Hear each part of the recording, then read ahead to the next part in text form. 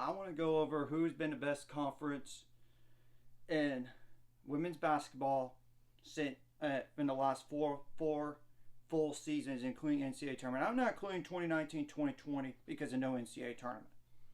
Mind you on that. Now, the top, the ACC, 1,081 wins, 702 losses, with a winning percentage of .6062. The SEC, 991, 673 losses, .5955. The Big 12, 746, 508, 59.5948. The Big 10, 1,012 losses to 710 losses, which is a winning percentage of .5876. Now, the Pac 12 is surprisingly the worst of the bunch because I thought they would be higher on the list, but 760 wins, 545 losses, with a winning percentage of .523. And keep in mind, the ACC, SEC, and the Big 12 do have national championships. One national championship in each conference. Yeah, actually, the Pac-12 does that as well, so it's just a Big 10. And yet, they're at the bottom? That's surprising to me. Now, I'm going to go over each team's record in the Power 5 for that time span and just cumulative total in those 4 selected seasons. Baylor 126-13, Texas 101-34, Texas Tech 42-74, TCU 63-61, Kansas 53-64, Kansas State 68-59, Oklahoma 61-58, Oklahoma State 63-56, Iowa State 85-44, and West Virginia 84-45. Now the Big 10, Illinois 41-80, Wisconsin 37-79, Purdue 87-60, Iowa 97-33, Rutgers 67-47, Ohio State 80-36, Michigan State 70-50, Michigan 86-35, Indiana 89-42, Maryland 104-25, Penn State 48-67, Northwestern 66-56, Nebraska 72-49, Minnesota 68-51. Now, the SEC, Auburn 51-62, Tennessee 86-38, Kentucky 49-46, Arkansas 72-56, South Carolina 113-24.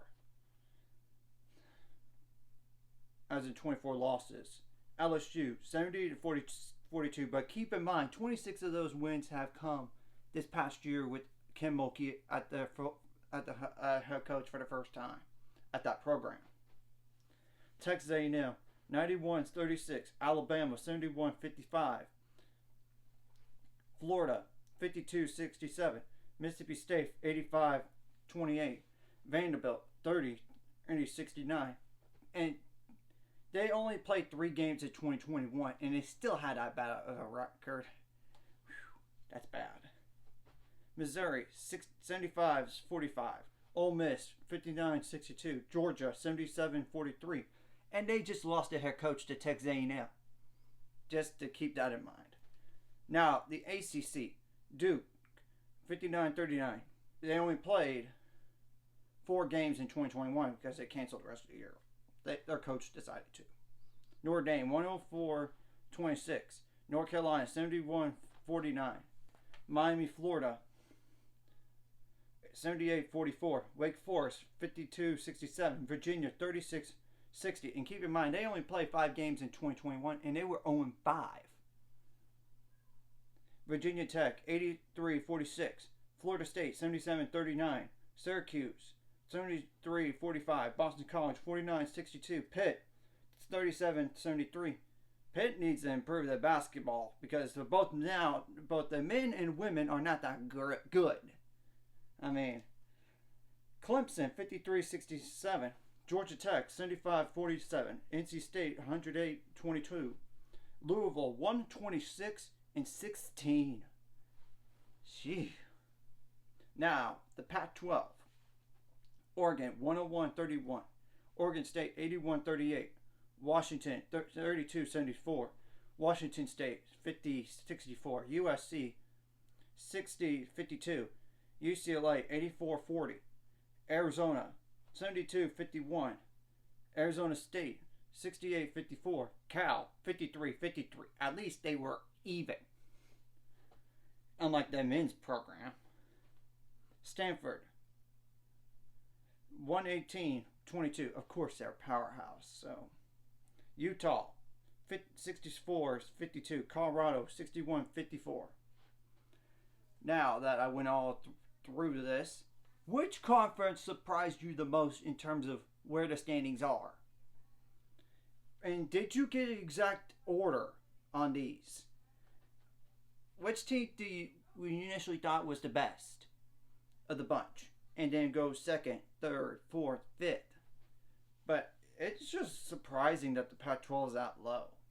But there's not a lot of great competition, it looks like, in the past.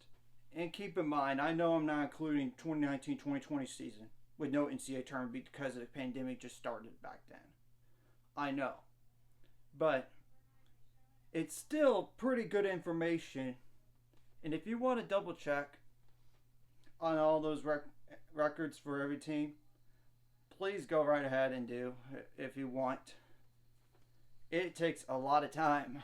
So, and I could have messed up somewhere, but I'm pretty sure I got these right. But still, if you want to correct me, it's okay. Because I know it's pretty hard to do all this research. And I'll include everything in the description below. If the characters can handle it. Because I know X amount of characters, they can't do it. But, you know, if you like this content, hit the like and subscribe button. See you guys later. It's going to be 400 subscribers more by the end of this year.